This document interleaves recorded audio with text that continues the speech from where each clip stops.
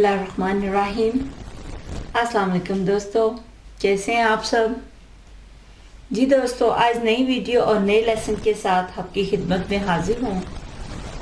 दोस्तों, आज हम करेंगे फ्यूचर इंडेफिनिट टेंस के पैसिव वॉइस। ठीक है दोस्तों, फ्यूचर इंडेफिनिट टेंस को सिंपल फ्यूचर टेंस भी कहा जाता है। ठीक है दोस्तों, मैं एक मिनट तो फिर दोहराती चलो, मैं पिछली वीडियोस में भी आपको बता चुकी हूँ कि एक्टिव वॉइस को पैसिव वॉइस में कैसे बदला जाता है।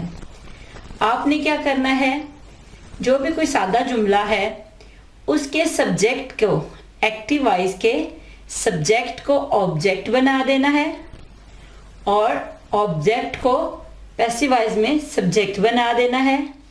पैसिव वॉइस में आप हमेशा वर्ब की थर्ड फॉर्म लगाते हैं और जब सब्जेक्ट को आप ऑब्जेक्ट बनाते हो तो ऑब्जेक्ट से पहले बाय का इस्तेमाल किया जाता है। ठीक है जी दोस्तों, आज हम करेंगे फ्यूचर इंडेफिनिट टेंस। दोस्तों, एक्टिव वॉइस क्या होते हैं? ऐसे जुमले जिसमें सब्जेक्ट खुद मौजूद हो, जिसमें सब्जेक्ट खुद काम कर रहा हो। जैसे यहाँ पे subject she will cook meal, she वो खुद काम कर रही है, वो खाना पकाएगी। ठीक है, यहाँ पे ऐसे जुमले जिनमें सब्जेक्ट खुद मौजूद हो, उन जुमलों को कहा जाता है एक्टिव वॉइस। जितने भी फ्यूचर इंडेफिनिट टेंस के यहाँ पे जुमले हैं ये सारे एक्टिव वॉइस कहलाएंगे क्योंकि इनमें सब्जेक्ट खुद मौजूद है। ठीक है जी दोस्तों, अब इन जुमलों को हमने पैसिव वॉइस में बदलना है। उससे पहले हमें पता हो कि फ्यूचर इंडेफिनिट टेंस या फ्यूचर सिंपल टेंस को जब पैसिव वॉइस में बदलते हैं तो कौन सा हेल्पिंग वर्ब यूज करेंगे? तब हम यूज करेंगे हेल्पिंग वर्ब विल बी और शैल बी। ठीक है, जब हम फ्यूचर इंडेफिनिट टेंस के जुमलों को पैसिव वॉइस में बदलेंगे तो पैसिव वॉइस में कौन से हेल्पिंग वर्ब यूज होंगे? विल बी या शैल बी। शैल बी किसके साथ आएगा? सिर्फ आई और वी के साथ। बाकी जितने भी सारे प्रोनाउंस हैं जैसे he, she, it, you, they, we, singular noun, plural noun, तो सबके साथ हम विल बी का इस्तेमाल करेंगे। ठीक है जी दोस्तों, ये जो सेंटेंसेस हैं ये फ्यूचर इंडेफिनिट टेंस के सिंपल सेंटेंसेस हैं। ठीक है, इनको अब हम करेंगे पैसिव वॉइस में चेंज। ठीक है, नंबर 1 है शी विल कुक मील, वो खाना पकाएगी। ठीक है, ये हमारा क्योंकि वो है तो ये हमारा वो जो है, यहाँ पे सब्जेक्ट जो है शी है, ये खुद काम कर रही है, तो यहाँ पे ये क्या हो जाएगा? फिर ये एक्टिव वॉइस हो जाएगा क्योंकि इसमें सब्जेक्ट खुद मौजूद है। ठीक है, शी विल कुक मील, वो खाना पकाएगी। अब इसका पैसिव वॉइस कैसे बनाएंगे? सब्जेक्ट को आपने ऑब्जेक्ट बना देना है और ऑब्जेक्ट को आपने सब्जेक्ट बना देना है पैसिव वॉइस में। हम क्या करेंगे, यहाँ पे सब्जेक्ट क्या है हमारा? शी, ऑब्जेक्ट हमारा क्या है? मील, यही है ना। अब हम क्या करेंगे, इस ऑब्जेक्ट को यहां ले आएंगे तो क्या हो जाएगा? ठीक है, मील, खाना हमारा क्या है? सिंगुलर है, तो यहाँ पे हम कहेंगे कौन सा हेल्पिंग पैसिव वॉइस में कौन सा यूज करेंगे? विल बी या शैल बी। अब मील हमारा इज अ सिंगुलर नाउन, तो हम क्या यूज करेंगे? मील विल बी। ठीक है, ये हेल्पिंग वर्ब हम पैसिव वॉइस में यूज करेंगे, विल बी। इसके बाद वर्ब की थर्ड फॉर्म, जितने भी सभी टेंसेस के पैसिव वॉइस बनाते हुए हमने हमेशा वर्ब की थर्ड फॉर्म यूज करनी है। कुक की थर्ड फॉर्म क्या है? कुक्ड। ठीक है, meal will be cooked bye, अब शी है, सब्जेक्ट को हमने ऑब्जेक्ट बना देना है यहाँ पे, तो ऑब्जेक्ट से पहले हम क्या लगाएंगे? बाय। तो क्या होगा? बाय शी जो है सब्जेक्टिव हालत में है, शी की ऑब्जेक्टिव हालत क्या है? हर। ठीक है, meal will be cooked by her, खाना उससे पकाया जाएगा। शी विल कुक मील, वो खाना पकाएगी, तो इसका पैसिव वॉइस क्या होगा? Meal will be cooked by her, खाना उससे पकाया जाएगा। ठीक है, आगे देखते हैं। You will write a letter, तुम एक खत लिखोगे। अब यहां पे यू क्या है? हमारा सब्जेक्ट, लेटर क्या है? हमारा ऑब्जेक्ट। हमने ऑब्जेक्ट को सब्जेक्ट बना देना है और सब्जेक्ट को ऑब्जेक्ट बना देना है। तो इस तरह हमारा ऑब्जेक्ट यहां पे क्या है? एक्टिव वॉइस में ऑब्जेक्ट क्या है? A letter. तो क्या होगा पैसिव वॉइस में? अ लेटर, एक खत है तो एक के साथ क्या आएगा? Will be. A letter will be, write verb है, वर्ब की फर्स्ट फॉर्म है, तो पैसिव वॉइस में हम क्या करेंगे? वर्ब की थर्ड फॉर्म यूज करेंगे। A letter will be, write की थर्ड फॉर्म क्या है? रिटन।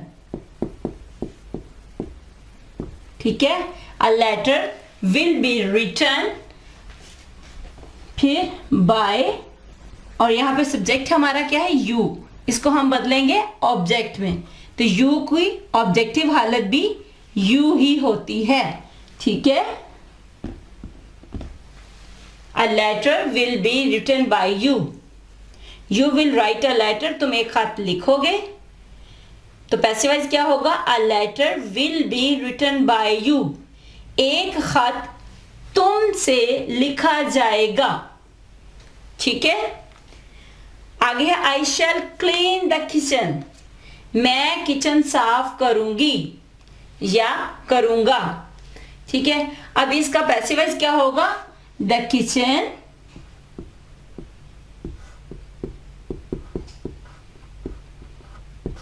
विल बी, क्लीन की थर्ड फॉर्म क्या है? क्लीन्ड, क्लीन बाय, आई हमारा सब्जेक्ट है और आई की ऑब्जेक्टिव हालत क्या है? मी, तो हम आई को किस में बदल देंगे? ऑब्जेक्टिव हालत में, मी। ठीक है, I shall clean the kitchen, मैं किचन साफ करूंगी। The kitchen will be cleaned by me, kitchen मुझसे साफ किया जाएगा। ठीक है जी दोस्तों, दे विल टेक टी, वो चाय पिएंगे या वो चाय लेंगे। ठीक है, ये हमारा एक्टिव वॉइस है, इसको पैसिव वॉइस में कैसे बदलेंगे? Tea will be taken, take की थर्ड फॉर्म क्या है? Taken, tea will be taken by, they की ऑब्जेक्टिव हालत क्या है? देम। ठीक है, tea will be taken by them, ये इसका पैसिव वॉइस बन जाएगा। दे विल टेक टी, वो चाय पिएंगे। T will be taken by them, चाय उनसे पी जाएगी। ठीक है, इज इट क्लियर? हमने फ्यूचर इंडेफिनिट टेंस के एक्टिव वॉइस को पैसिव वॉइस में ऐसे बदलना है। सेम रूल वो ही है सभी पैसिव वॉइस में, सब्जेक्ट को ऑब्जेक्ट में बदल देते हैं, ऑब्जेक्ट को सब्जेक्ट में बदल देते हैं, वर्ब की थर्ड फॉर्म लगाते हैं, और जब हम सब्जेक्ट को ऑब्जेक्ट बनाते हैं तो ऑब्जेक्ट से पहले बाय का इस्तेमाल करते हैं। ठीक है, और इसके अलावा हर टेंस में हेल्पिंग वर्ब डिफरेंट यूज होते हैं, बस हमने हेल्पिंग वर्ब चेंज करना है, बाकी सारा पैसिव वॉइस बनाने का तरीकाकार सब में सेम है। ठीक है, ठीक है दोस्तों, ये हमारे हो गए फ्यूचर इंडेफिनिट टेंस के सादा जुमले। अब हम देखते हैं कि इनको नेगेटिव और इंट्रोगेटिव सेंटेंसेस में कैसे बदला जाता है। ठीक है जी दोस्तों, अब हमारे हैं नेगेटिव और interrogative sentences future indefinite tense के।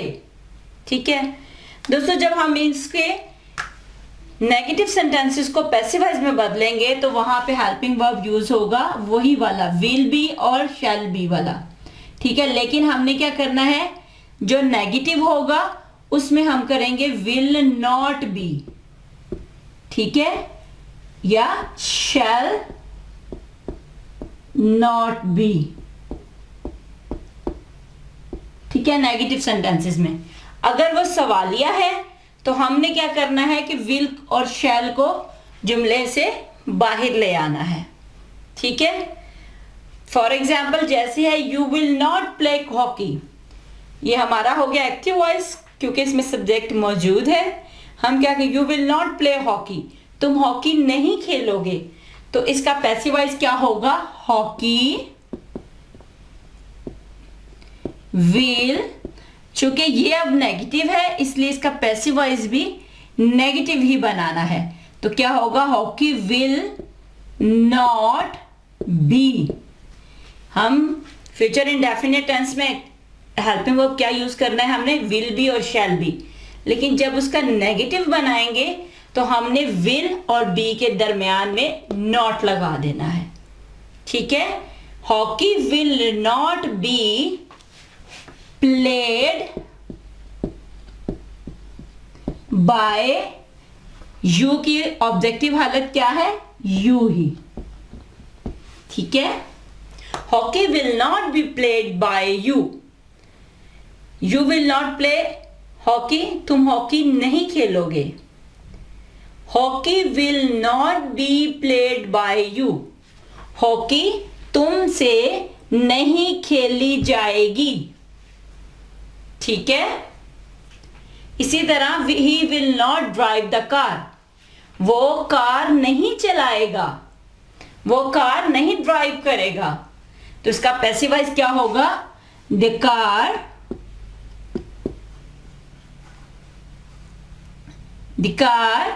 Will not be. क्योंकि ये नेगेटिव है इसलिए इसको भी नेगेटिव करेंगे। The car will not be, drive की थर्ड फॉर्म क्या है, ड्राइवन, ड्राइवन बाय ही की ऑब्जेक्टिव हालत क्या है, हिम। ठीक है, the car will not be driven by him. क्या उर्दू में क्या ट्रांसलेट होगा, he will not drive the car, वो कार नहीं चलाएगा। The car will not be driven by him, car उससे नहीं चलाई जाएगी। ठीक है, ये तो हो गए हमारे नेगेटिव सेंटेंसेस। अब देखते हैं इसके इंट्रोगेटिव सेंटेंसेस कैसे होंगे। विल दे सिंग सॉन्ग्स, क्या वो गाने गाएंगे, तो इसका पैसिव वॉइस कैसे होगा। सबसे पहले हमने देखना है कि हमारे पास ऑब्जेक्ट क्या है। ठीक है, तो क्या होगा, सॉन्ग्स, यही है ना, तो सॉन्ग्स के साथ विल आएगा या शैल आएगा। मैंने आपको बताया सिंगुलर हो प्लूरल हो तो आपने विल लगाना है, तो क्या कहेंगे, सॉन्ग से के साथ क्या आएगा, विल बी। ठीक है, तो हम क्या कहेंगे, विल सॉन्ग्स। ठीक है, तो विल बी और शैल बी था, हमने वो जो बी है वो हमने सब इसके सॉन्ग्स के बाद लगा देना है। विल सॉन्ग्स बी, हमने विल बी और शैल बी था ना, हमने विल को उठा के बस बाहर ले आना है, तो क्या होगा, विल सॉन्ग्स बी सिंग, और इसकी थर्ड फॉर्म क्या है, sung. Will songs be sung by, subject हमारा क्या है, दे की ऑब्जेक्टिव हालत क्या है, देम और क्वेश्चन मार्क। ठीक है, will songs be sung by them, translation कैसी होगी, विल दे सिंग सॉन्ग्स, क्या वो गाने गाएंगे। Will songs be sung by them, क्या गाने उनसे गाए जाएंगे।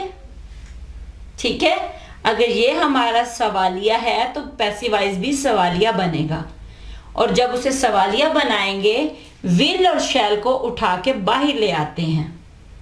ठीक है, और बी हमारा वहीं पे रहेगा जैसे सादा जुमलों में होता है। ठीक, अब है will I eat an apple, क्या मैं एक सेब खाऊंगा, तो इसका पैसिव वॉइस क्या होगा, एन एप्पल है, एक सेब है, तो एक चीज के साथ क्या आएगा, will, will an apple be. ठीक है, बी हमारा क्या होगा, एप्पल के बाद आएगा। Will an apple be, eat की थर्ड फॉर्म क्या है? Eaten, eaten. और बाय, आई हमारा सब्जेक्ट है, आई की ऑब्जेक्टिव हालत क्या है? मी, तो क्या कहेंगे? बाय मी। ठीक है, इसकी ट्रांसलेशन कैसे होगी? Will I eat an apple, क्या मैं एक सेब खाऊंगा? और इसका पैसिव वॉइस क्या है? Will an apple be eaten by me, क्या एक सेब मुझसे खाया जाएगा? ठीक है, क्या एक सेब मुझसे खाया जाएगा? दोस्तों अगर हो सवालिया और मनफी दोनों, अगर यहां पे हो विल दे नॉट, अगर यहां पे हो will they not sing songs, क्या वो गाने नहीं गाएंगे, तो इसका पैसिव वॉइस क्या होगा? विल सॉन्ग्स, यहां पे हमने बी से पहले नॉट लगा देना है। ठीक है, will songs not be sung by them, क्या उनसे गाने नहीं गाए जाएंगे? ठीक है, अगर सवालिया मनफी दोनों हो तो हमने क्या करना है? पैसिव वॉइस बनाते हुए विल तो हमने शुरू में ही लगाना है, लेकिन जो नॉट है वो हमने बी से पहले लगाना है। जैसे मैंने देखिए मनफी में किया था ना, will not be, not be ऐसे ही रहेगा, विल को सवालिया में बाहर ले आएंगे, नॉट बी वहीं पे रहेगा इकट्ठा। ठीक है, will songs not be sung by them, क्या गाने उनसे नहीं गाए जाएंगे? ठीक है, इज इट क्लियर? जी दोस्तों, ये हमारे हो गए फ्यूचर इंडेफिनिट टेंस के active voice and passive voice. इंशाल्लाह आप बहुत जल्द नेक्स्ट वीडियो के साथ दोबारा हाजिर होंगे। अपनी दुआओं में याद रखिएगा, और अगर आपको कोई प्रॉब्लम लगे तो मुझसे कमेंट्स में पूछ लीजिएगा। ठीक है जी दोस्तों, अपना ख्याल रखिएगा, दुआओं में याद रखिएगा। अल्लाह हाफिज़।